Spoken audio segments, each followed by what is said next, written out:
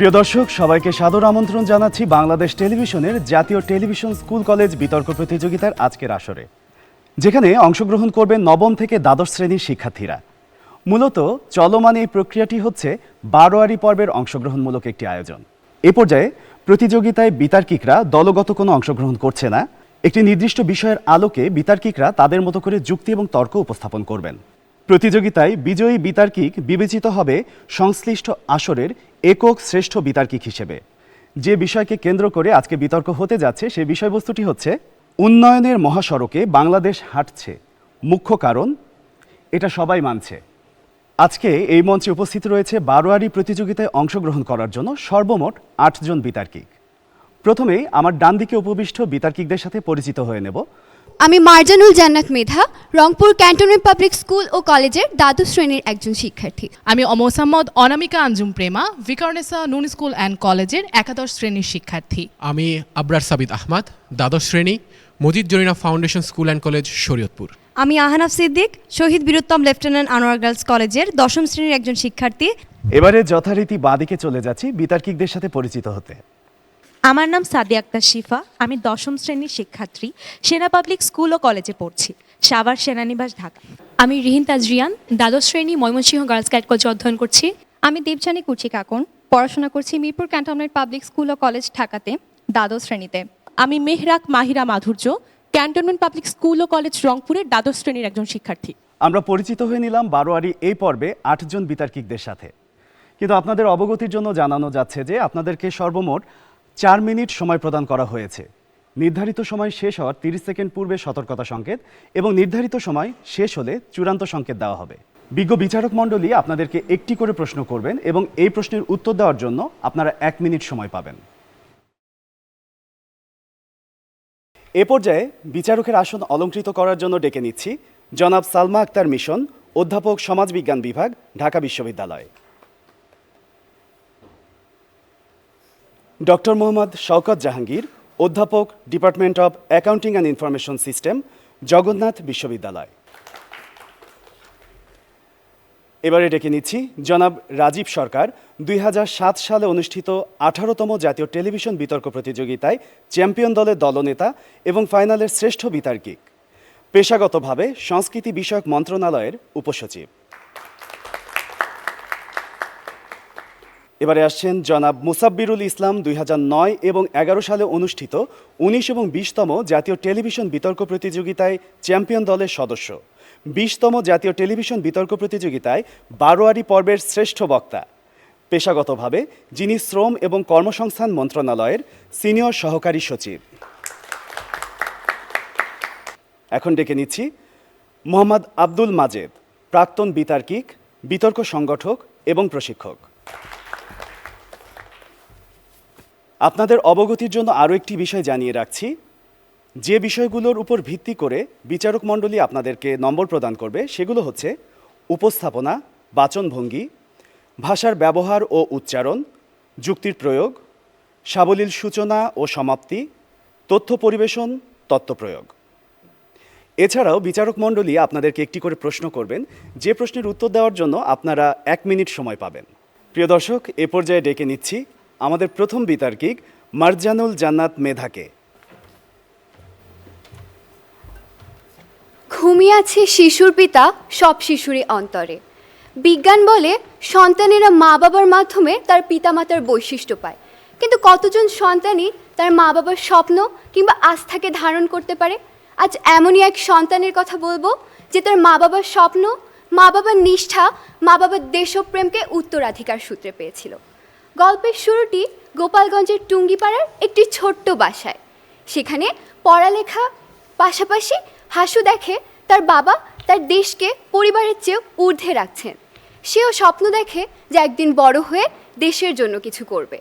বাবা অনুপ্রেরণা দিতেন যে একদিন তারও স্বপ্ন সত্যই হবে, এবং এভাবেই সে একদিন দেখল যে তার বাবা তার জীবনের বেশিরভাগ দিনই কারাগারে রুদ্ধ অবস্থায় কাটাচ্ছেন তার দেশের জন্য। হাসু বুঝতে পারল বাবার শুধু তার পরিবারের নেই, জাতির বঙ্গবন্ধু হয়ে গিয়েছেন। আর এই শিক্ষাই তার মনে গেঁথে গিয়েছিল। এরপর তাকে আর কখনোই পেছনে ফিরে তাকাতে হয়নি। কিন্তু তার এই উন্নয়নের পথটি কিন্তু কখনোই কুসুমাস্তীর্ণ ছিল না, মসৃণ ছিল না। চ্যালেঞ্জের এই বিশ্বে তিনি তার বাবার স্বপ্নকে লালিত করতে লাগলেন এবং তিনি সমগ্র জীবন নিবেদিত করে দিলেন বাংলাদেশের জনগণের জন্য। আর তাই তো আমরা বলছি যে উন্নয়নের মহাসড়কে বাংলাদেশ হাঁটছে, মুখ্য কারণ শেখ হাসিনার নেতৃত্ব এবং সুশাসন, এটি সবাই মানছে। আর মানছে বলেই আজ চতুর্থবারের মতো তিনি প্রধানমন্ত্রী নির্বাচিত হন এবং দেশের মানুষের কল্যাণ করার জন্য, দেশের উন্নয়নের জন্য তিনি দায়িত্ব কাঁধে তুলে নেন। তথাকথিত তলাবিহীন এই ঝুড়ি আজ মায়ানমার থেকে আসা 12 লাখ রোহিঙ্গাদেরকে শুধু আশ্রয় দেয়নি, তাদের খাদ্য, বাসস্থান, চিকিৎসা এবং সেবার ব্যবস্থাও করেছে। আর তাই শেখ হাসিনাকে উপাধি দেওয়া হয়েছিল মাদার অফ হিউম্যানিটি। শুধু অবকাঠামোগত উন্নয়ন নয়, বরং সারা বিশ্বের কাছে তিনি তার বাবার পররাষ্ট্রনীতি, সকলের সাথে বৈশ্বিক বন্ধুত্ব, বৈরিতা নয়, এই নীতির মাধ্যমে অন্য দেশের সাথে সুসম্পর্ক স্থাপন করে দেশের ভাবমূর্তিকে উজ্জ্বল করে দেন। এবং শুধু ডিজিটাল বাংলাদেশের মধ্যেই সীমাবদ্ধ থাকেননি, বরং স্মার্ট বাংলাদেশের স্বপ্ন নিয়ে 2041 সালের মধ্যে একটি উন্নত বাংলাদেশ গড়ার স্বপ্ন দেখছেন। আর তাই আজকে এটিই বলছি যে উন্নয়নের মহাসড়কে বাংলাদেশ হাঁটছে, মুখ্য কারণ শেখ হাসিনার নেতৃত্ব ও সুশাসন, এটি সবাই মানছে। ধন্যবাদ। এ পর্যায়ে ডেকে নিচ্ছি সাদিয়া আক্তার শিফা, সেনা public school and college, Savar, Dhaka. সোনা পড়তে পড়তেই খাঁটি সোনায় পরিণত হয়, বঙ্গদেশে কথাটি বেশ প্রচলিত। কিন্তু এই কথাটি শুধু স্বর্ণের ক্ষেত্রে প্রযোজ্য নয়, বরং হেমরূপী মানুষের জন্য যেন প্রযোজ্য। বাংলাদেশের উন্নয়নের কথা বলতে গেলে যে সকল ব্যক্তির নাম সবার মাথায় আসে, তার মধ্যে তিনি সবার প্রথমে। যে কোনো একটি দেশকে শূন্য থেকে উন্নয়নের দিকে অগ্রগতির যাত্রায় যে সকল মানুষ রয়েছে, তাদের একটি শক্তি আছে, যেই শক্তি সাধারণ মানুষকে দিবে জীবনে বাঁচার শক্তি। 1971 সালের মুক্তিযুদ্ধের পর বিধ্বস্ত বাংলাদেশকে গড়ে তোলার দায়িত্ব নিয়েছিলেন তিনি। সবাই জানি তিনি কে, জাতির পিতা বঙ্গবন্ধু শেখ মুজিবুর রহমান। কিন্তু 15ই আগস্ট কালরাত্রিতে তার সপরিবার মৃত্যু হওয়ার পরেও তিনি কিন্তু একটি আলোর প্রদীপ রেখে গিয়েছিলেন, এবং এই আলোর প্রদীপ সে প্রতিনিয়ত এই পর্যন্ত বিভিন্নভাবে বাংলাদেশকে বিশ্বের বহির্বিশ্বে একটি উন্নত দেশ হিসেবে পরিচালনা করে যাচ্ছে, যার মাধ্যমে আজকে বাংলাদেশকে যেখানে কেউ চিনত না, নামও জানতো না, সেই বাংলাদেশ প্রতিনিয়ত উন্নয়নের ধাপে ধাপিত হচ্ছে। তিনি মুজিবের বেটি হিসেবে পরিচিত। এই মুজিবের বেটিই হচ্ছে আমাদের মূল উন্নয়নের কারবারি, যার মাধ্যমে প্রতিনিয়ত বাংলাদেশ বিভিন্নভাবে উন্নয়নের পথে ধাপিত হচ্ছে এবং বিভিন্ন ধরনের প্রজেক্ট, যেমন রংপুরে পারমাণবিক বিদ্যুৎ কেন্দ্র সহ 10টি মেগা প্রজেক্ট উন্নয়ন করা হয়েছিল। এছাড়া 1996 সালে 25 বছরে পার্বত্য যুদ্ধ তিনি নিরসন করেছিলেন এবং শান্তি চুক্তি করেছিলেন। এমনই অসামান্য অবদানের জন্য তাকে সবাই মনে রেখেছিল। এবং এইভাবে প্রতিনিয়ত বারবার তিনি যখন প্রত্যেকটি ছোট্ট এবং ক্ষুদ্র অংশ থেকে কাজ করে বৃহৎ অংশে কাজ করে যাচ্ছেন, তখনই আমরা বলবো বাংলাদেশের আসলেই উন্নয়ন হচ্ছে। তাই পরিশেষে একটি কথাই বলতে চাই, উন্নয়নের মহাসড়কে বাংলাদেশ হাঁটছে, মুখ্য কারণ সরকার ও শেখ হাসিনার সমন্বিত কার্যক্রম, এবং এটি সকলে মানছে। ধন্যবাদ বিজ্ঞ বিচারক মণ্ডলী যারা দেখছেন, এবং সবাইকে আমার অশেষ ধন্যবাদ। এ পর্যায়ে ডেকে নিচ্ছি আমাদের বারোয়ারি পর্বের তৃতীয় বিতার্কিক মোসাম্মদ অনামিকা আঞ্জুম প্রেমাকে, ভিকারুন্নিসা নূন স্কুল অ্যান্ড কলেজ। যে মহানায়কের জ্যোতির্ময় আবির্ভাব সমগ্র বাংলা এবং বাঙালি জাতির ললাটে এঁকে দিয়েছিল স্বাধীনতার শিরোপা, তিনি বাঙালি জাতির পুরোধা, সর্বকালের সর্বশ্রেষ্ঠ বাঙালি বঙ্গবন্ধু শেখ মুজিবুর রহমান, যিনি পরাধীনতার শৃঙ্খলে অবরুদ্ধ বাঙালির পথ প্রদর্শক, যার চিন্তা, চেতনা, অস্তিত্ব জুড়ে ছিল বাংলা ও বাংলার মানুষ, যিনি স্বপ্ন দেখেছিলেন সোনার বাংলা বিনির্মাণের, এবং আজ তারই সুযোগ্য কন্যা জননেত্রী মাননীয় প্রধানমন্ত্রী শেখ হাসিনার নেতৃত্বে বাংলাদেশ এগিয়ে চলেছে উন্নয়নের অগ্রযাত্রায় দুর্বার গতিতে। আর তাই তো উন্নয়নের মহাসড়কে বাংলাদেশ হাঁটছে, মুখ্য কারণ যোগ্য নেতৃত্বের দ্বারা সুষ্ঠু পরিকল্পনার বাস্তবায়ন, এটি সবাই মানছে। এটি কোনো রূপকথার গল্প নয় জাদুর কাঠির স্পর্শ। তাহলে কিভাবে বাংলাদেশ আজ এত উন্নত, এত স্বয়ংসম্পূর্ণ? হ্যাঁ, আজ আমার প্রিয় মাতৃভূমির উন্নয়নের পেছনের মুখ্য কারণটি হলো সুযোগ্য নেতৃত্ব, যা কেবল সুষ্ঠু পরিকল্পনার বাস্তবায়নই ঘটাচ্ছে না, বরং একের পর এক ঘটিয়ে চলেছে আদর্শ স্থাপন। 2022 সালের 8 ডিসেম্বর মেট্রো রেল উদ্বোধনের সেই দিনে সর্বস্তরের মানুষকে সহযাত্রী হিসেবে সাথে নিয়ে মাননীয় প্রধানমন্ত্রীর মেট্রো রেল যাত্রার সেই দিনে সকলের দৃষ্টি এড়িয়ে গেলেও বঙ্গবন্ধু কন্যার দৃষ্টির অগোচর হতে পারেনি সেখানে পড়ে থাকা ছোট্ট একটি কাগজের টুকরো। প্রধানমন্ত্রী তুলে ফেললেন সেই কাগজটিকে।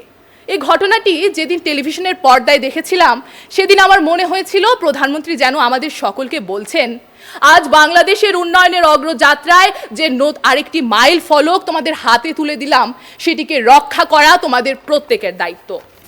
আজ নিজস্ব অর্থায়নে দেশে নির্মিত হয়েছে 6.15 কিলোমিটার দীর্ঘ আমাদের পদ্মা সেতু।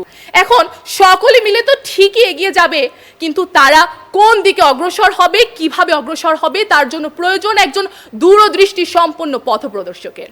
আর সেজন্যই মাননীয় প্রধানমন্ত্রী শেখ হাসিনার তীক্ষ্ণ মেধা, বলিষ্ঠ ও সাহসিকতাপূর্ণ নেতৃত্বের মাধ্যমেই আজ বাংলাদেশ বঙ্গবন্ধুর স্বপ্ন এবং মুক্তিযুদ্ধের চেতনাকে ধারণ করে এগিয়ে চলছে সমৃদ্ধির পথে, উন্নতির পথে।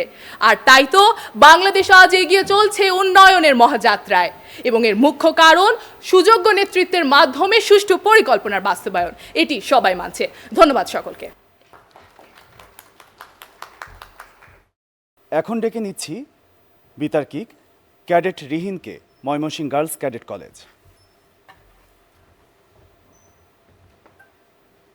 মুন্সিগঞ্জের আহসানুল্লাহর বয়স তখন 16 বছর।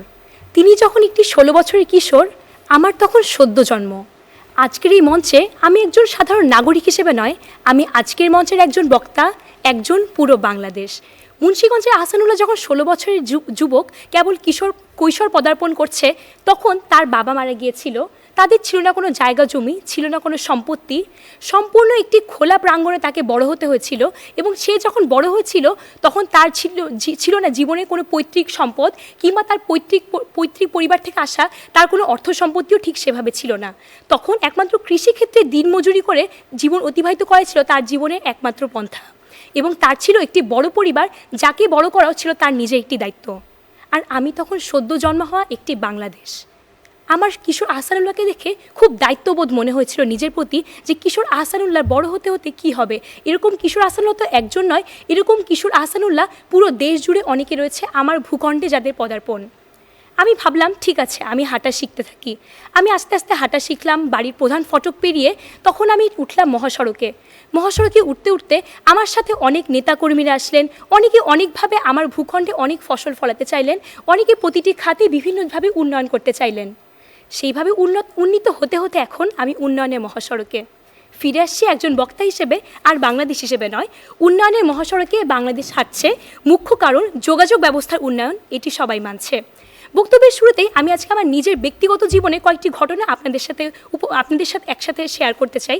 এখানে বলতে চাই, গত কয়েক বছর আগে, খুব সম্ভবত এটি 2016 থেকে 17 সালের দিকে, তখন আমার নানু বাড়ি খুলনায় যেতে, পবিত্র ঈদুল আজহা পালনে আমার যেতে সময় লেগেছিল, আমার আজও মনে পড়ে দিনটির কথা, প্রায় 22 ঘন্টার পথ ছিল, লম্বা পথ পাড়ি ছিল। 22 ঘন্টা লম্বা পথ বললে ভুল হবে, সেখানে যোগাযোগ ব্যবস্থার এবং যাত্রাপথে অবকাঠামো সংক্রান্ত বিভিন্ন জটিলতার শিকার হতে হয়েছিল। কিন্তু আজকে এত বছর পরে এসে ঠিক এখন আমার নানু বাড়িতে যেতে খুলনায় কিংবা যে কোনো দূরপাল্লা যে কোনো যাত্রাপথে আমার যাত্রা করতে 5 থেকে 6 ঘন্টায় রয়েছে। এবং এখানে আমার যেভাবে করে আমাদের সময় এবং শক্তি সঞ্চিত হচ্ছে, এটি প্রকাশ করে উন্নয়নের মহাসড়কে বাংলাদেশের যোগাযোগ ব্যবস্থা ঠিক কতটা গুরুত্বপূর্ণ ভূমিকা পালন করছে। আমরা দেখতে পাই যে আমাদের দেশে যখন অবকাঠামোর দিক থেকে এবং প্রযুক্তিগত দিক থেকে আমাদের যোগাযোগ ব্যবস্থা উন্নীত হয়েছে, ঠিক তখনই আমরা এটি উপলব্ধি করতে পেরেছি যে উন্নয়নের মহাসড়কে বাংলাদেশ। এবং এখানে অবশ্যই শেখ হাসিনা, আমাদের মাননীয় প্রধানমন্ত্রী শেখ হাসিনার নেতৃত্ব, সুযোগ্য নেতৃত্ব, সুশাসন এবং আরও অনেক কিছু প্রতিষ্ঠা রয়েছে, আরও অন্যান্য খাত এখানে অনেক গুরুত্বপূর্ণ ভূমিকা পালন করেছে। কিন্তু আমি বিশেষভাবে যোগাযোগ ব্যবস্থার কথাটি এটি বলবো, কারণ সড়ক পথে যেভাবে 19টি জেলাকে দক্ষিণ এবং দক্ষিণ পশ্চিমবঙ্গে 19টি জেলাকে এবং 21টি জেলার প্রায় 3 কোটি মানুষকে উপকৃত করতে পেরেছে পদ্মা সেতু, এবং কংক্রিট এবং ইস্পাতের কাঠামোর পদ্মা নদীর দুই প্রান্তের সামাজিক এবং অর্থনৈতিক যোগাযোগের যে সেতুবন্ধন তৈরি করেছে বিদেশি অর্থায়ন ছাড়া, এবং 2022 সালের 7ই নভেম্বর যখন 61টি সেতুর ভার্চুয়াল উদ্বোধন করেছেন আমাদের প্রধানমন্ত্রী শেখ হাসিনা, তখন আমার কাছে মনে হয় যোগাযোগ ব্যবস্থায় একটি অন্য পর্যায়ে উন্নীত হয়েছিল আমাদের বাংলাদেশ। সবশেষে আমার কাছে মনে হয় করোনাকালীন সময় থেকে এবং পরবর্তী সময়েও প্রযুক্তিগত ক্ষেত্রে এবং অবকাঠামোগত উন্নয়নের মাধ্যমে সামগ্রিক যোগাযোগ ব্যবস্থা যেটি আমাদের দেশে উন্নয়নকে প্রমাণিত করেছে, সেটি আমাদের দেশের উন্নয়নের মহাসড়কে বাংলাদেশের অভিগমনকে প্রকাশিত করছে। সবশেষে আমি এটিই বলতে চাই, উন্নয়নের মহাসড়কে বাংলাদেশ হাঁটছে, মুখ্য কারণ যোগাযোগ ব্যবস্থার উন্নয়ন, এটি সবাই মানছে। ধন্যবাদ বিচারক মণ্ডলী, ধন্যবাদ সকলকে। এ পর্যায়ে ডেকে নিচ্ছি বারোয়ারি বিতার্কিক আবরার সাবিদ আহমেদকে, Majid Zarina Foundation School and College, Shariatpur.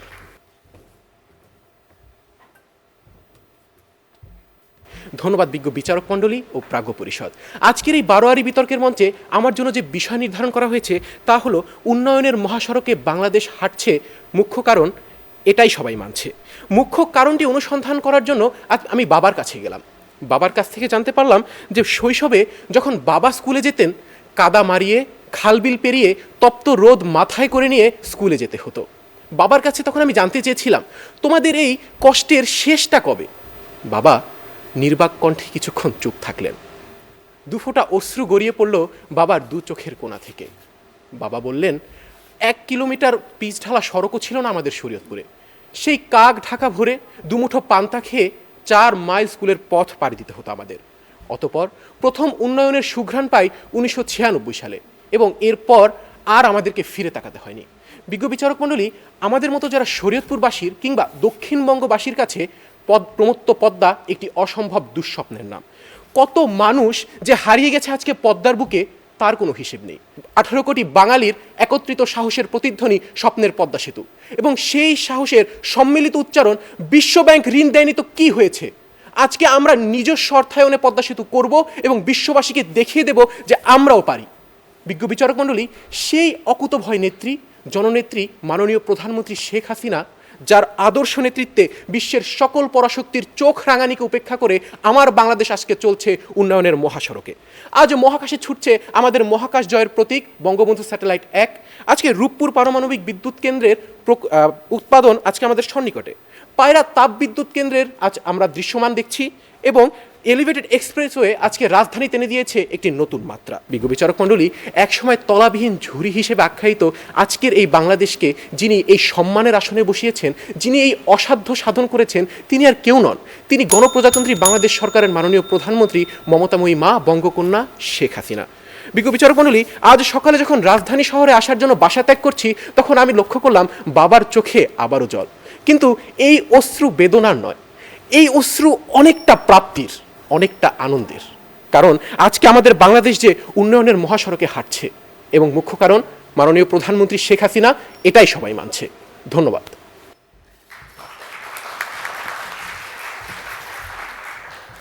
এ পর্যায়ে ডেকে নিচ্ছি বারোয়ারি বিতর্কের বিতার্কিক দেবযানী কুচি কাকনকে, Mirpur cantonment public school and college, Dhaka.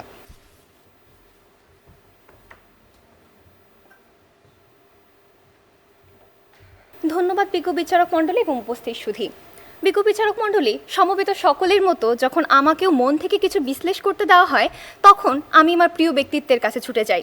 আমি তাদের লেখনী, তাদের বক্তৃতা পড়ে বের করার চেষ্টা করি কি পদচিহ্ন তারা রেখে গেছেন, যা হয়তোবা আমাকে অনুপ্রাণিত করবে। ঠিক যেমনই আজকের এই বিতর্কের প্রস্তুতি গ্রহণের জন্য আমি সেই প্রিয় ব্যক্তিত্বের বক্তৃতা ঘাটা শুরু করলাম, তখন আমি খুঁজে পেলাম এক অসাধারণ বক্তৃতা। তিনি যেন আজকের বিতর্কের জন্যই সেই বক্তৃতা আমাকে উপহার দিয়েছেন। তিনি বলেছিলেন, তুমি চাকরি করো, তোমার মাইনা দেয় ওই গরিব কৃষক।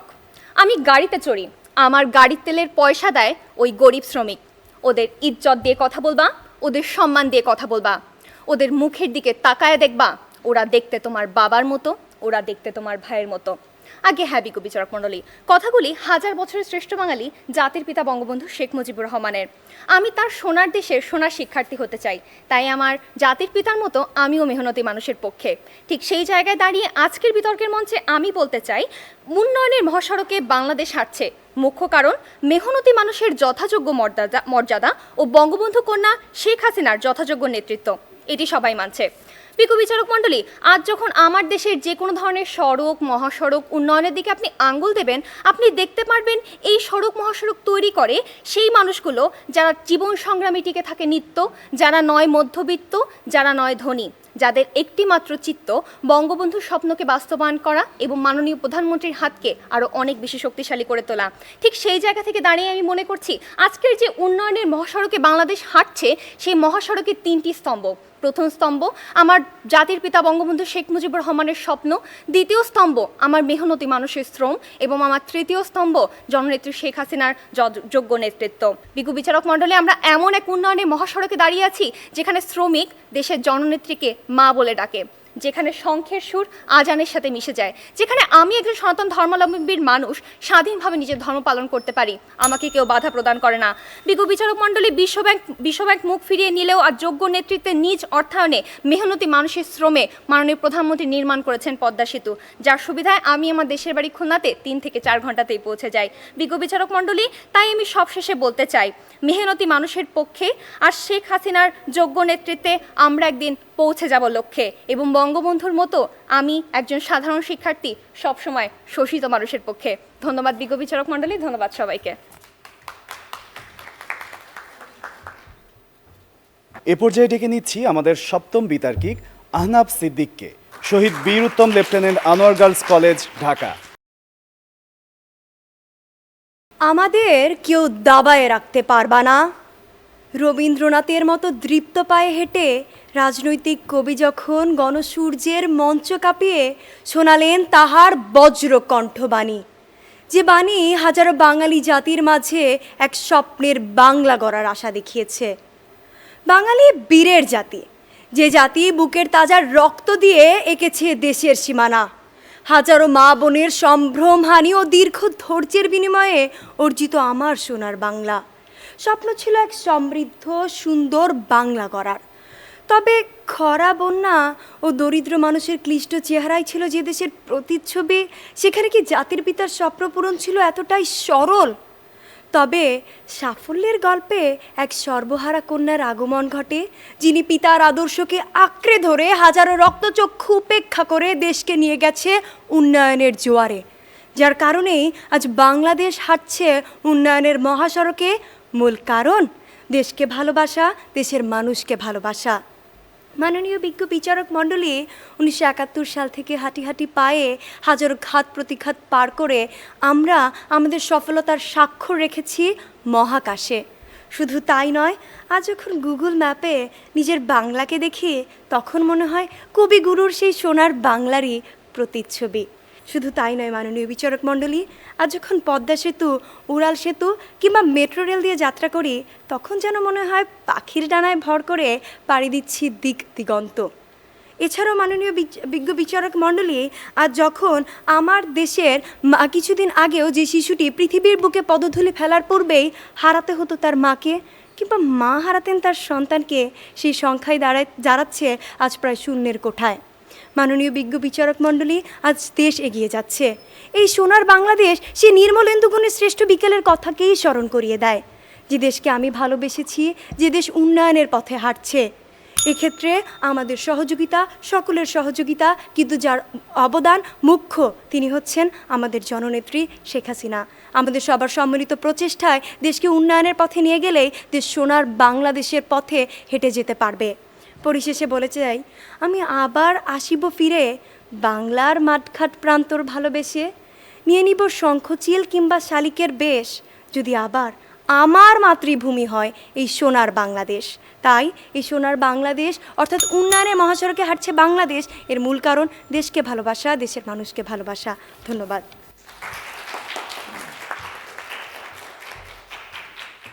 এবারে আমাদের বারোয়ারি এই বিতর্ক প্রতিযোগিতার সর্বশেষ বিতার্কিক মেহেরাক মাহিরা মাধুর্য, Rangpur cantonment public school and কলেজকে ডেকে দিচ্ছি।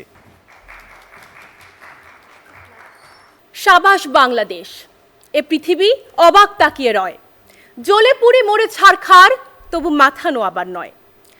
বিজ্ঞ বিচারক মণ্ডলী, সেই দিনটির কথা চিন্তা করুন তো, যখন মার্কিন নাগরিক হেনরি কিসিঞ্জার বাংলাদেশকে একটি তলাবিহীন ঝুড়ি বলেছিল। সেই দিনটির কথা কল্পনা করুন তো, যখন আমার দেশ 5 বার দুর্নীতিতে শীর্ষে অবস্থান করার লজ্জাজনক গৌরব অর্জন করেছিল। সেই দিনটির কথা কল্পনা করুন তো, যখন সাম্প্রদায়িকতার বাষ্পে আমার দেশের জাতীয়তাবাদ ঘোলাটে হয়ে গিয়েছিল। চিন্তা করতে পারেন কি আজকের দেশে দাঁড়িয়ে এরকম দিনগুলোর কথা? উন্নয়নের মহাসড়কে হাঁটছে বাংলাদেশ। শেখ হাসিনার চ্যালেঞ্জ মোকাবেলা করার দক্ষতা এটিই মুখ্য কারণ, এটি সবাই মানছে। ইতোমধ্যেই প্রমাণ পেয়েছি শেখ হাসিনার চ্যালেঞ্জ মোকাবেলা করার দক্ষতাই যে এখানে মুখ্য কারণ, তা আসলে আমাদের এটি সবাই মানছে, সেটির প্রমাণ পেয়েছি। কিন্তু আমি কেন মানছি তা একটু বলি। এই মহাসড়কটির যে পথ সেটি কিন্তু মসৃণ ছিল না। একটি উদাহরণ দিই, 2008 সালে যখন বিশ্বব্যাংক আমাদের দিকে অভিযোগের বান ছুড়ে দেয়, তখন কিন্তু তা প্রতিহত করার জন্য বলিষ্ঠ অবয়বে দাঁড়িয়েছিলেন মাননীয় প্রধানমন্ত্রী শেখ হাসিনা। নিজেদের অর্থায়নে আমরা এটি গড়ে তুলব, এই বলিষ্ঠ পংক্তি আমাদের মতো উন্নয়নশীল তৃতীয় বিশ্বের দেশ থেকে আমাদের মাননীয় প্রধানমন্ত্রী উচ্চারণ করছেন। আপনার অবাক লাগে না? আমার তো অবাক লাগে মাননীয় বিচারক মণ্ডলী। পুরো বিশ্বে আমাদের ভাবমূর্তিকে সমুন্নত করেছে। ভারত পাকিস্তানের পাশাপাশি একটি ছোট দেশ বাংলাদেশ নয়, বরং বাংলাদেশ যে পোশাক রপ্তানিতে বিশ্বে দ্বিতীয় অবস্থানে অবস্থান করে, এরকম একটি ভাবমূর্তি আমাদের এনে দিয়েছে। এমনকি আমি মনে করি আমার দেশ কতটা উন্নত তা নির্ভর করছে আমার দেশ কতটা অসাম্প্রদায়িক তার উপরে। কিন্তু আমি যখন দেখি আমার দেশের লালমনিরহাটে একই আঙিনায় আজানের ধ্বনির পাশাপাশি পুজোর তোড়জোড় চলতে থাকে, তখন আমি আশ্বস্ত হই আমার দেশ উন্নত। এছাড়াও আমাদের আজ শাহজালাল আন্তর্জাতিক বিমানবন্দরের 3য় টার্মিনাল উৎক্ষেপণ থেকে শুরু করে প্রথম স্যাটেলাইট বঙ্গবন্ধু স্যাটেলাইট উত্থাপনের মতো বিষয়গুলো যখন আমি চোখের সামনে দেখতে পাই, আমি নিশ্চিত হই আমার দেশ উন্নয়নের মহাসড়কে হাঁটছে এবং বিভিন্ন চ্যালেঞ্জগুলো মোকাবেলা করেই হাঁটছে এবং উন্নয়নের মহাসড়কে হাঁটছে। এর মুখ্য কারণ মাননীয় প্রধানমন্ত্রী শেখ হাসিনার চ্যালেঞ্জ মোকাবেলা করার দক্ষতা, এটাই সবাই মানছে। তাই পরিশেষে বলতে চাই, একটি বাংলাদেশ, তুমি জাগ্রত জনতা, সারা বিশ্বের বিস্ময়, তুমি আমার অহংকার। ধন্যবাদ বিজ্ঞ বিচারক মণ্ডলী। একই সাথে আমাদের আজকের বিতার্কিকদের বিতর্ক প্রদর্শন শেষ হলো। আমরা এবার আমাদের বিজ্ঞ বিচারক মণ্ডলীর কাছে যাব, কারণ তারা তোমাদের প্রত্যেককে একটি করে প্রশ্ন করবে। প্রশ্নের উত্তর দেওয়ার জন্য তোমরা 1 মিনিট সময় পাবে। আমরা চলে যাচ্ছি আমাদের আজকের বিজ্ঞ বিচারক মণ্ডলীর কাছে। প্রথমেই বিতার্কিক মার্জানুল মেধাকে প্রশ্ন করছে মোহাম্মদ আব্দুল মাজেদ স্যার। উন্নয়নের মহাসড়কে বাংলাদেশ হাঁটছে, এর মুখ্য কারণ হিসেবে মাননীয় প্রধানমন্ত্রী শেখ হাসিনার নেতৃত্ব এবং সুশাসনকে উল্লেখ করেছেন। আমার প্রশ্নটি হলো, এই দুয়ের মধ্যে কোনটিকে আপনি মুখ্য কারণ হিসেবে চিহ্নিত করছেন এবং কেন? অসংখ্য ধন্যবাদ বিজ্ঞ বিচারক মণ্ডলী। আমি আজ বলছিলাম যে উন্নয়নের মহাসড়কে বাংলাদেশ হাঁটছে, মুখ্য কারণ শেখ হাসিনার নেতৃত্ব এবং সুশাসন, এটি সবাই মানছে। এবং আমার কাছে প্রশ্নটি ছিল যে নেতৃত্ব এবং সুশাসনের মধ্যে আমি কোনটিকে অধিক গুরুত্ব দিচ্ছি, এবং অবশ্যই আমি এখানে নেতৃত্বকেই অধিক গুরুত্ব দেব, কারণ নেতৃত্বের মাধ্যমে কিন্তু আমরা সুশাসন নিশ্চিত করতে পারবো।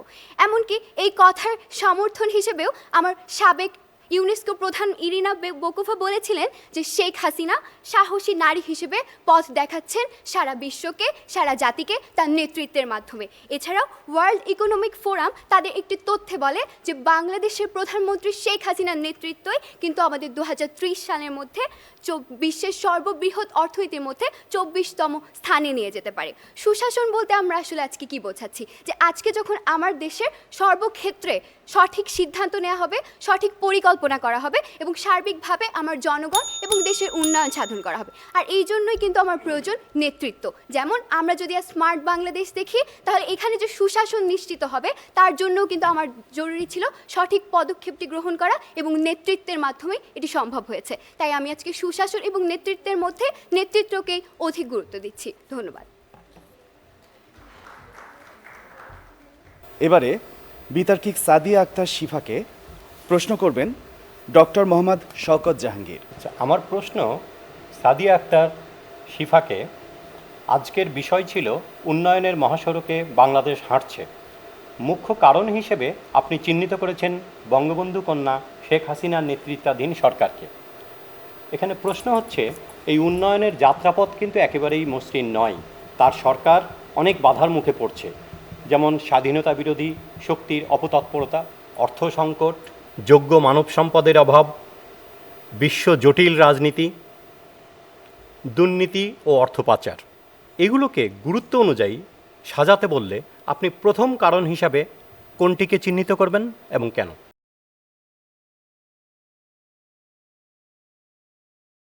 বিজ্ঞ বিচারক মণ্ডলী, আপনার প্রশ্নটির জন্য অসংখ্য ধন্যবাদ। আমাদের যে সরকার, তারা তাদের পথ চলার সময় অনেক সমস্যার সম্মুখীন হয়। সেই উল্লেখযোগ্য সমস্যার মধ্যে আমার মতে বিশ্বজটিল রাজনীতিটি সবচেয়ে বড় সমস্যা।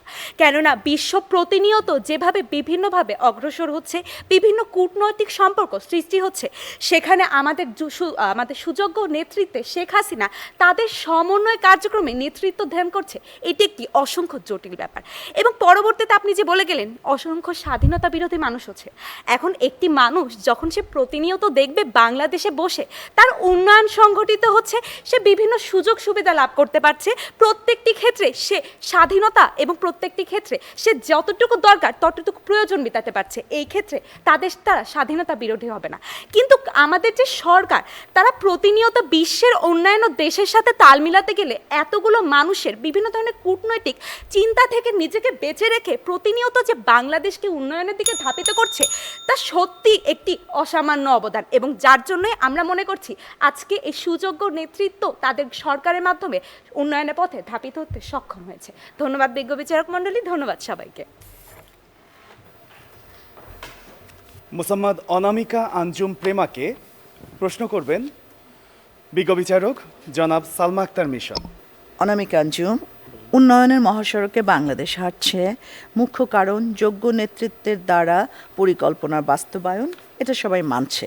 এই পরিকল্পনা বাস্তবায়নের ক্ষেত্রে প্রধান প্রতিবন্ধকতা কী?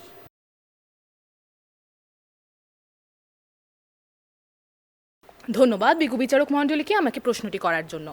বিজ্ঞ বিচারক মণ্ডলী আমাকে প্রশ্ন করেছেন বাংলাদেশ আজ উন্নয়নের অগ্রযাত্রায় হাঁটছে এবং এই ক্ষেত্রে মূল প্রতিবন্ধকতা আমি কোনটিকে চিহ্নিত করব।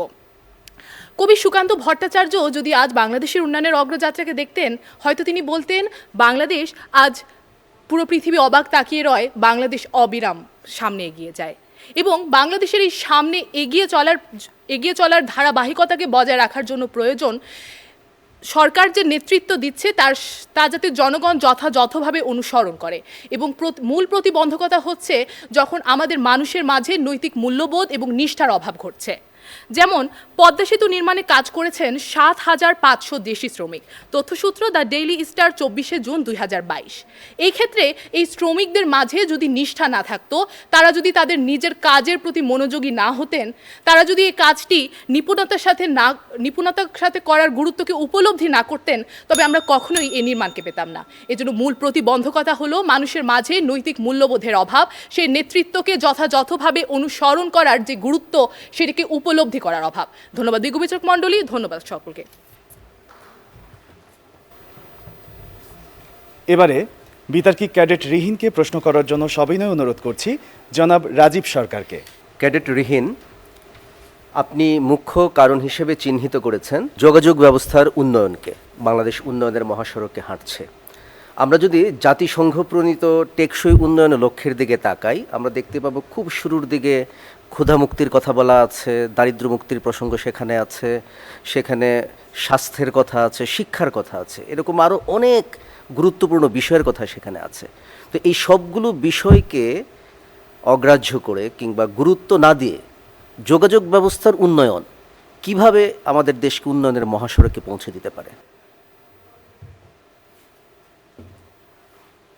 ধন্যবাদ শ্রদ্ধেয় বিচারক মণ্ডলী আপনার করা প্রশ্নটির জন্য। আপনার প্রশ্নটি ছিল আজকে যে জাতিসংঘ প্রণীত যে অন্যান্য ক্ষেত্রগুলো রয়েছে, যেরকম ক্ষুধা মুক্তি, দারিদ্র বিমোচন, স্বাস্থ্য, শিক্ষা, এই সবগুলা ক্ষেত্রকে অগ্রাহ্য করে কিংবা এই সবগুলা ক্ষেত্র থাকা সত্ত্বেও মুখ্য কারণ হিসেবে আমি আজকে কেন যোগাযোগ ব্যবস্থাকে উল্লেখ করেছি, এই বিষয়টি প্রথমে আমি আজকে একটি বিষয় পরিষ্কার করতে চাই যে যোগাযোগ ব্যবস্থা হচ্ছে এমন একটি ক্ষেত্র যেই ক্ষেত্রটি আমাদের সকল ধরনের সমস্যার সমাধান করতে একটি অবচেতন কিংবা একটি পরোক্ষ অবদান রাখে সব ক্ষেত্রে। যেরকম আমি একটি বিষয়টি আরও স্পষ্ট করতে বলতে চাই, শেখ হাসিনার 2041 সালে রূপকল্প বাস্তবায়ন কিংবা উন্নীতকরণে যে প্রকল্প রয়েছে সেখানে উন্নত বাংলাদেশ বিনির্মাণের লক্ষ্যমাত্রা হিসেবে নির্ধারণের প্রথম দরকার হিসেবে উল্লেখ করা হচ্ছে উন্নত যোগাযোগ ব্যবস্থা। এবং উন্নত যোগাযোগ ব্যবস্থাকে আমি সব কিছু ঊর্ধ্বে এই কারণে গুরুত্ব দিচ্ছি, কারণ আমার কাছে মনে হয় একটি দেশের যোগাযোগ ব্যবস্থা যতটা উন্নত হয়, বৈশ্বিক সুযোগগুলো গ্রহণ করা কিংবা বৈশ্বিক বিভিন্ন সমস্যা সমাধানে অংশগ্রহণ করা কিংবা অন্যান্য যে কোনো ধরনের সমস্যা সমাধানে অংশগ্রহণ করা ততটা সহজে অভিগম্য হয়ে ওঠে এবং যে কোনো আন্তর্জাতিক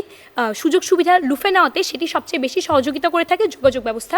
কারণ আমার কাছে মনে হয় যোগাযোগ ব্যবস্থা একটি দেশে যতটা উন্নত হয় তত বেশি একটি দেশের সকল সুযোগ সুবিধা বিকেন্দ্রীকরণে সেটি সহায়তা রাখে।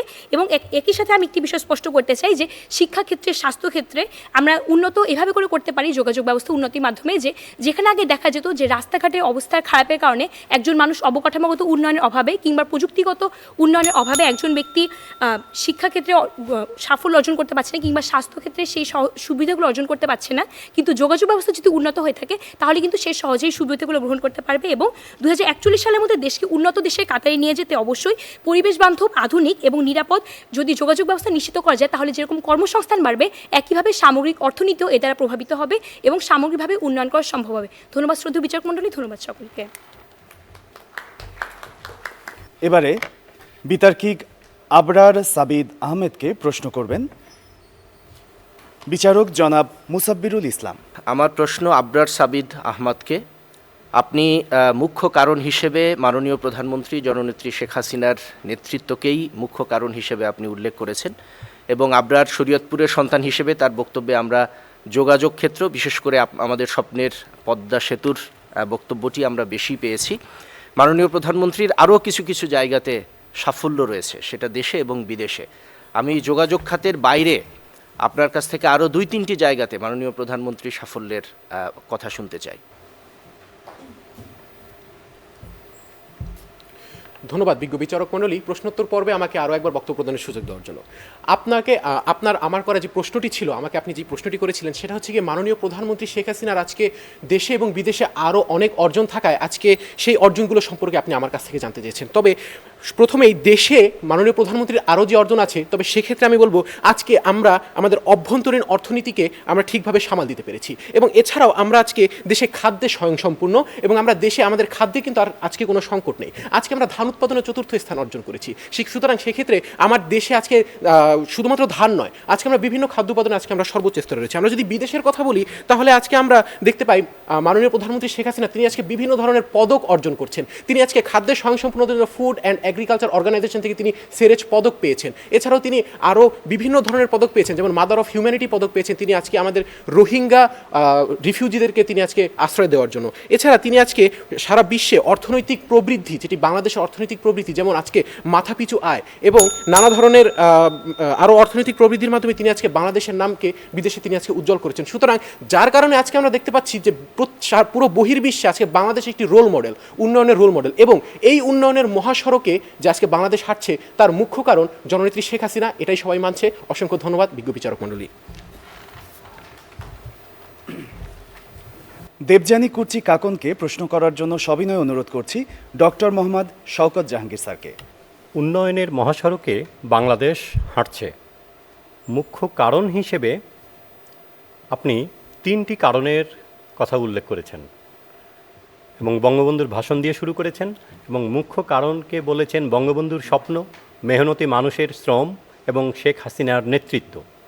এই 3টি কারণের মধ্যে অগ্রাধিকার ভিত্তিতে যদি আমি সাজাতে বলি তাহলে কোন কারণটিকে আপনি মুখ্য হিসাবে চিহ্নিত করবেন এবং আপনার উত্তরের সপক্ষে আপনি যুক্তিগুলো কি বলবেন? ধন্যবাদ বিজ্ঞ বিচারক মণ্ডলী আবারও বক্তব্যের সুযোগ করে দেওয়ার জন্য। বিজ্ঞ বিচারক মণ্ডলী 3টি কারণকে যদি আজকে আমি অগ্রাধিকার ভিত্তিতে সাজাতে চাই, প্রথমে আমি রাখবো জাতির জনক বঙ্গবন্ধু শেখ মুজিবুর রহমানের স্বপ্ন, দ্বিতীয়তে আমি রাখবো মাননীয় প্রধানমন্ত্রী শেখ হাসিনার নেতৃত্ব এবং তৃতীয়তে আমি রাখবো মেহনতি মানুষের শ্রম। কেন রাখবো? প্রথমত বিজ্ঞ বিচারক মণ্ডলী, মাননীয় প্রধানমন্ত্রী শেখ হাসিনাকে এই শিক্ষাগুলো দিয়েছেন আমাদের জাতির জন্য বঙ্গবন্ধু শেখ মুজিবুর রহমান। জাতির পিতা বঙ্গবন্ধু শেখ মুজিবুর রহমান উদাহরণ সৃষ্টি করেছিলেন যখন বীরাঙ্গনাদেরকে নিয়ে বিতর্ক শুরু হয়েছিল। তিনি বলেছিলেন কোন ধর্ষিতাকে যদি তার বাবার নাম জিজ্ঞেস করা হয়, বলো তার পিতার নাম জাতির পিতা বঙ্গবন্ধু শেখ মুজিবুর রহমান এবং তার বাড়ির ঠিকানা ধানমন্ডির 32 নম্বর বাড়ি। তার পরবর্তীতে আপনি দেখতে পারবেন যখন নিমতলী অগ্নিকাণ্ডে 2 নারী শ্রমিক আহত হয়, তখন তারা জননেত্রী শেখ হাসিনাকে মা বলে আখ্যায়িত করেন। শিক্ষা কিন্তু বিজ্ঞ বিচারক মণ্ডলী পিতা থেকেই কন্যার মাঝে এসছে এবং সবশেষে মেহনতি মানুষ। বিজ্ঞ বিচারক মণ্ডলী, আমি বলতে চাইবো মেহনতি মানুষ পৃথিবীর প্রত্যেকটি দেশেই থাকে। নেলসন ম্যান্ডেলার আফ্রিকাতেও ছিল, আজকে আমার বাংলাদেশেও রয়েছে। কিন্তু এই মেহনতি মানুষের যোগ্য নেতৃত্ব এবং তাদেরকে কোন পথে এগোতে হবে, তাদেরকে কিভাবে নিয়ে একটি দেশের জনসম্পদে রূপান্তরিত করতে হবে, তা অবশ্যই নির্ভর করে সেই দেশের যোগ্য নেতৃত্বের উপরে এবং সেই নেতৃত্ব আমার জননেত্রী দিয়েছেন, অর্থাৎ বঙ্গবন্ধুর স্বপ্ন, জননেত্রীর নেতৃত্ব এবং সবশেষে মেহনতি মানুষের শ্রম। ধন্যবাদ বিজ্ঞ বিচারক মণ্ডলী, ধন্যবাদ সবাইকে। এবারে আহনাফ সিদ্দিককে প্রশ্ন করবেন সম্মানীয় বিচারক জনাব রাজীব সরকার। আপনি মুখ্য কারণ হিসেবে যোগ্য নেতৃত্বের পাশাপাশি আপনার বক্তব্যের উপসংহারে দেশকে ভালোবাসা, দেশের মানুষকে ভালোবাসার কথা বলেছেন। তো দেশ এবং দেশের প্রতি মানুষের ভালোবাসা কিভাবে নিশ্চিত করা সম্ভব? ধন্যবাদ আমাকে প্রশ্নোত্তর পর্বে সুযোগ প্রদান করার জন্য। আমার প্রশ্নটি ছিল দেশের মানুষকে ভালোবাসা কিভাবে নিশ্চিত করা সম্ভব। আমি মনে করি যোগ্য নেতৃত্ব, দেশের মানুষকে ভালোবাসা, দেশের মানুষের জন্য কাজ করার মাধ্যমেই দেশের মানুষকে ভালোবাসা নিশ্চিত করা সম্ভব। বঙ্গবন্ধু বলেছিলেন, আমার কাছে এক সোনার বাংলাদেশ তখনই গড়ে তোলা সম্ভব হবে যখন সে দেশের মানুষ থাকবে ক্ষুধামুক্ত, সে দেশের মানুষ থাকবে ভালো, সে দেশের মানুষ একটি সুন্দর জীবনযাপন করতে সক্ষম হতে পারে। তাই যদি একটি দেশের মানুষের, অর্থাৎ একটি দেশের জনগণের মানুষের খাদ্যের চাহিদা পূরণ করা সম্ভব, সে দেশের মানুষকে ভালোবাসা সম্ভব, যোগ্য নেতৃত্ব দেওয়া সম্ভব, সেই দেশের সুশাসন প্রতিষ্ঠা করা সম্ভব, তবে একটি দেশের মানুষের ভালোবাসা অর্জন করতে কিংবা ভালোবাসা অর্জন করাও সক্ষম হবে। একটি দেশের মানুষের সুখে দুঃখে পাশে থাকতে পারলে আমরা একটি দেশের মানুষের ভালোবাসা অর্জন করতে সক্ষম হব। তাই যোগ্য নেতৃত্বের মাধ্যমে দেশের মানুষকে পাশে থাকা, দেশের মানুষের কথা ভাবা, দেশের মানুষের কষ্ট নিজের কষ্ট হিসেবে গ্রহণ করা, দেশের মানুষের খাদ্য, বাসস্থান সকল কিছু নিশ্চিত করার মাধ্যমে বা মৌলিক চাহিদা নিশ্চিত করার মাধ্যমে একটি দেশের মানুষের ভালোবাসা অর্জন করা সম্ভব। এবং আমরা অর্থাৎ জনগণ, অর্থাৎ আজকে যদি আমরা জনগণের পাশে থাকতে পারি, জনগণের জন্য কাজ করতে পারি, তাহলে একজন জনগণের ভালোবাসা অর্জন করা সক্ষম হবে। ধন্যবাদ। মেহেরাক মাহিরা মাধুর্য, যার জন্য প্রশ্ন করবেন জনাব মুসাব্বিরুল ইসলাম। আমার প্রশ্ন এবার মেহরাক মাহিরা মাধুর্যকে। উন্নয়নের মহাসড়কে বাংলাদেশ হাঁটছে, মুখ্য কারণ হিসেবে আপনি মাননীয় প্রধানমন্ত্রীর চ্যালেঞ্জ মোকাবেলার যে দক্ষতা সেটিকেই সবচেয়ে গুরুত্বের সাথে উল্লেখ করেছেন এবং আপনার বক্তব্যে আমরা বৈশ্বিক চ্যালেঞ্জগুলো অপেক্ষাকৃত বেশি পেয়েছি। আমার প্রশ্ন হলো মাননীয় প্রধানমন্ত্রীর অভ্যন্তরীণ 2-1টি চ্যালেঞ্জ আপনি উল্লেখ করবেন যেটি তিনি অত্যন্ত সাফল্যের সাথে মোকাবেলা করেছেন এবং আমাদের উন্নয়নের মহাসড়কে আমাদের এগিয়ে নিয়ে চলেছেন।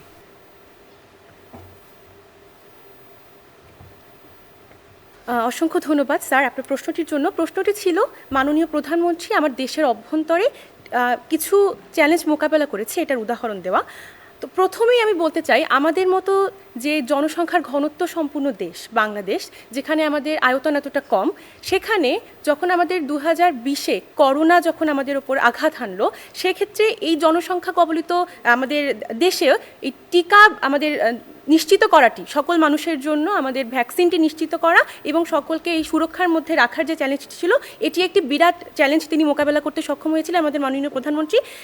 এক্ষেত্রে আমরা দেখতে পাই যে আমাদের বিভিন্ন ধরনের প্রচার কার্যক্রম, জনসচেতনতামূলক কার্যক্রমের দিকে তিনি অনেকটা দক্ষতার সাথে সামলেছেন, তিনি অনেকটা গুরুত্ব দিয়েছেন, কেননা আমাদের দেশে আসলে ডেমোগ্রাফিক ডিভিডেন্টের মধ্য দিয়ে যাচ্ছে। তো আমরা আমাদের দক্ষ মানব সম্পদ কিংবা আমাদের মানুষকে কাজে লাগানো, তাদের মধ্যে সচেতনতা ছড়ানোর মাধ্যমে আমার দেশের চ্যালেঞ্জগুলো মোকাবেলা করা, এই বিষয়টিকে তিনি খুবই দক্ষতার সাথে সামলেছেন। এছাড়াও আজকে আমাদের দেশে যে এত মানুষ, মুসলিম, হিন্দু, খ্রিস্টান, বৌদ্ধ সবাই একসাথে বাস করে, এই বিষয়টি কিন্তু একটি বড় চ্যালেঞ্জ যা আমি আমার দেশের ক্ষেত্রে দেখতে পাই, তিনি শুরু থেকেই খুব দক্ষতার সাথে সামলিয়েছেন। তো ধন্যবাদ সম্মানিত বিচারক মণ্ডলী। এরই সাথে এক এক করে শেষ হয়ে গেল 12 পর্বে বিতার্কিকদের বিতর্ক এবং প্রশ্ন উত্তর। আমরা এখন চলে এসেছি আমাদের আজকের আয়োজনের একদম শেষ দিকে, মানে ফলাফলের দিকে। আমরা ফলাফল জানবো, কিন্তু তার আগে আজকে সামগ্রিক এই আয়োজন নিয়ে মূল্যায়ন বক্তব্য রাখবেন জনাব সালমা আক্তার মিশন। আমরা চমৎকার বিতর্ক শুনলাম 8 জন তরুণ বিতর্কিকের কাছ থেকে। আমরা সবাই জানি যে বাংলাদেশ এই মুহূর্তে উন্নয়নের রোল মডেলে সারা বিশ্বেই একটি রোল মডেল, এবং বাংলাদেশে উন্নয়নের আমরা যদি কাঠামোগত দিক দেখি, আমরা যদি সামাজিক দিক দেখি, অর্থনৈতিক দিক দেখি, বাংলাদেশ কিন্তু সেক্ষেত্রে প্রশংসিত হয়েছেন সারা বিশ্বেই। এবং বাংলাদেশ একই সাথে বাংলাদেশের নেতৃত্ব একই সাথে সারা বিশ্বের দৃষ্টি কেড়েছে। আমরা বলবো যে সেক্ষেত্রে জেন্ডার ইস্যু এসছে, সেক্ষেত্রে যোগাযোগ ব্যবস্থা এসছে, শিক্ষা এসেছে, এবং তারা উল্লেখ করেছেন যে কীভাবে এগুলো অত্যন্ত প্রয়োজনীয়। আমার কাছে মনে হয় যে আমার একটা বিষয় একটু কম লেগেছে, তথ্যটা বোধহয় একটু, যেমন কত পার্সেন্টেজ এডুকেশন এসছে, কত পার্সেন্টেজ আমাদের যোগাযোগ ব্যবস্থায়। আমার কাছে মনে হয় একজন ছাড়া বাকি কেউ আসলে সংখ্যায় উপস্থাপন করেননি, কিন্তু আমি মনে করি গুণগতভাবে আপনারা সেটাকে ছাপিয়ে গেছেন। আমি অনেক ধন্যবাদ জানাতে চাই এই চমৎকার বিষয়গুলোকে নিয়ে আসার জন্য। আমাদের চিন্তার খোরাক হবে এখানে, আমাদের একই সাথে সামাজিক উন্নয়নে আমাদের তরুণরা কিভাবে ভূমিকা রাখবে সেটাও আমরা জানতে পারলাম। এসডিজি বিষয়টা আসে নাই অ্যাজ সাচ, আমার কাছে মনে হচ্ছে যে সেটা খুব চমৎকার হতো যদি তার সাথে সম্পৃক্ত করে আমরা বলতে পারতাম। তবে আমার মনে হয় যে আমাদের যে বিচারকরা রয়েছেন তাদের প্রশ্ন উত্তরে আপনারা চমৎকারভাবে রেসপন্ড করেছেন, এবং আমরা অনেকগুলো বিষয়কে পেয়েছি, মুখ্য বিষয় কোনগুলো এবং একই সাথে কিভাবে সেগুলোকে প্রায়োরিটাইজ করতে হয় সেই বিষয়গুলো এসছে। চমৎকার উপস্থাপন ছিল, চমৎকার বাচনভঙ্গি ছিল। সবাইকে অসংখ্য ধন্যবাদ, অসংখ্য শুভেচ্ছা। এ পর্যায়ে আমরা চলে এসেছি আমাদের আজকের আয়োজনের একদমই শেষ পর্যায়ে, এবং সব শেষ পর্যায়ে সবাই অপেক্ষা করে থাকে আসলে ফলাফলের জন্য। ইতোমধ্যে আমাদের বিজ্ঞ বিচারক মণ্ডলী তাদের ফলাফল তৈরি করে ফেলেছেন, এখন সেগুলো সংগ্রহ করব আমি।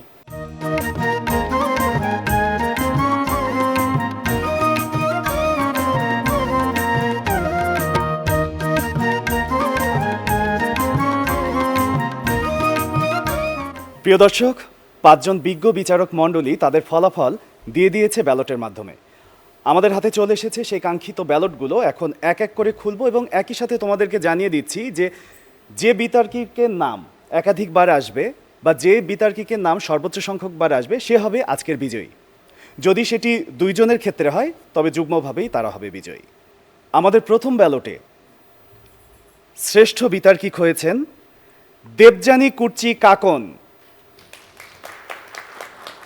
আমাদের দ্বিতীয় ব্যালটে সর্বোচ্চ নম্বর পেয়ে বিজয়ী হয়েছেন ক্যাডেট রিহিন। 5টি ব্যালটের মধ্যে এখনও আমাদের হাতে আছে 3টি। এই 3টি ব্যালটের মাধ্যমেই আসলে আমরা জানতে পারবো কে হবে আমাদের আজকের চূড়ান্ত বিজয়ী। আমি তৃতীয় ব্যালটটি খুলছি। আমাদের তৃতীয় ব্যালটে শ্রেষ্ঠ বিতর্কিক মোসাম্মদ অনামিকা আঞ্জুম প্রেমা। 3টি ব্যালটেই ভিন্ন ভিন্ন নাম এসেছে। এবারে দেখার বিষয় বাকি 2টিতে আসলে কাদের নাম আছে।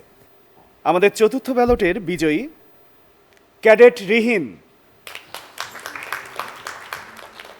আমাদের পঞ্চম ব্যালটে বিজয়ী হয়েছেন ক্যাডেট রিহিন। তার মানে আমরা বুঝতে পারছি আমাদের আজকের বারোয়ারি বিতর্কের সর্বোচ্চ সংখ্যক ব্যালটে বিজয়ী হওয়া চ্যাম্পিয়ন ক্যাডেট রিহিন। অভিনন্দন। প্রিয় দর্শক, এই ছিল আমাদের আজকের বারোয়ারি বিতর্কের এই আয়োজন। আশা করছি আপনারা ভীষণ উপভোগ করেছেন এবং একই সাথে আপনারা জ্ঞানের দ্বারাও সমৃদ্ধ হয়েছেন। আজকের মতো বিদায় নিচ্ছি, আগামীতে দেখা হবে। সবাই ভালো থাকবেন, সুস্থ থাকবেন, বাংলাদেশ টেলিভিশনের সাথেই থাকবেন।